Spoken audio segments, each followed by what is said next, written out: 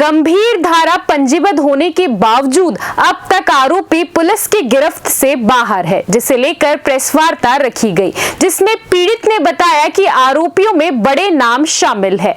Nitin Lawrence, Rupika Lawrence, Jaideep Robinson, bishop S K. Nanda, bishop Ajay Umesh James, bishop V K. नायक।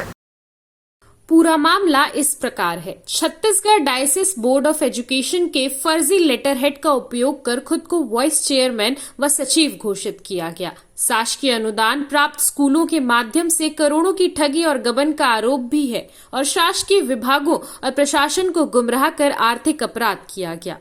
अग्रिम जमानत भी खारिज हुई। रूपिका लॉरेंस की अग्रिम जमानत याचिका क्रमांक 1768/2025 दिनांक 26 जून को विशेष न्यायालय रायपुर द्वारा खारिज किया गया। पूर्व में भी कई आपराधिक गतिविधियां हुई। बिलासपुर के जैकमेन मेमोरियल हॉस्पिटल में अवैध घुसपैठ और तोड़फोड़ का आरोप भी है। इस मामले में CRMP नंबर 1530/2025 माननीय उच्च न्यायालय बिलासपुर द्वारा खारिज किया गया और नए खुलासे भी हुए, जहां रायपुर के सालेम इंग्लिश स्कूल में कर्मचारियों से 15 माह तक PF राशि काटी गई पर खातों में जमा नहीं की गई।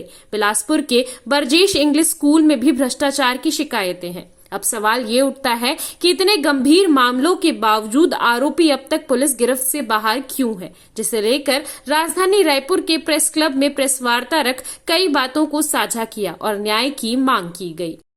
डायसिस ऑफ छत्तीसगढ़ के सचिव मिस्टर नितिन लॉरेंस के ऊपर एक गंभीर आरोप है धांधली का, ठगी का और एजुकेशन लेटर पैड का गलत उपयोग करने का।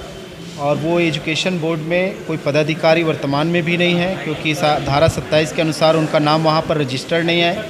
फिर भी वो बलात्पूर्वक तरीके से सारे एजुकेशन सेंटर का, स्कूल्स का वो संचालन कर रहे हैं। और गंभीर आरोप यह है कि उनके ऊपर 420, 467, 468 एंड 471 और 34 का ऑफेंसेस है, जो पुलिस रजिस्टर्ड है, FIR है।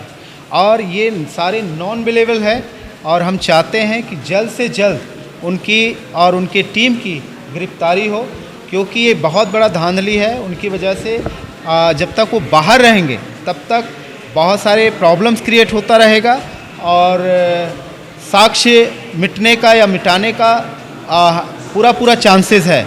और लोगों को धमकाते भी रहते हैं और किसी न किसी रूप से उनके खिलाफ में लोग ना बोले, इस तरह से वो डर का माहौल पूरे संस्थान में डायसिस ऑफ छत्तीसगढ़ में बना रखे हैं।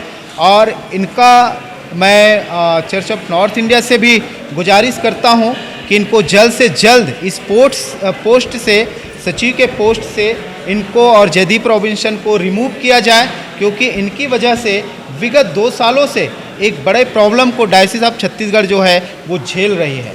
तो मैं चर्च ऑफ नॉर्थ इंडिया के हायर अथॉरिटी से भी यही निवेदन करता हूं, अदरवाइज़ नहीं करेंगे तो विगत आने वाले दिनों में, कुछ दिनों में हम दिल्ली कुछ करेंगे और वहाँ पर भी एक बड़ा प्रेस कॉन्फ्रेंस लेंगे, क्योंकि बिना प्रेस कॉन्फ्रेंस, बिना मीडिया को जानकारी दिए कुछ भी काम नहीं हो सकता, क्योंकि मीडिया हमारे देश के संविधान के चौथे स्तंभ है और आप सबकी ड्यूटी है, ये कर्तव्य है कि गलत को गलत आप साबित करें। अपर बॉडी में जो एजुकेशन बोर्ड का बॉडी है वो आज भी अगर कहा जाए तो धारा 27 के अनुसार पुरानी बॉडी ही है। और नितिन लॉरेंस और उनकी जो बॉडी है आज की तारीख में वो एक सो कॉल लीडर जिसको कहते हैं ना, सो कॉल की तरह वो वहाँ पर कार्य कर रहे हैं। CCN शार्क न्यूज़ के लिए ब्यूरो रिपोर्ट।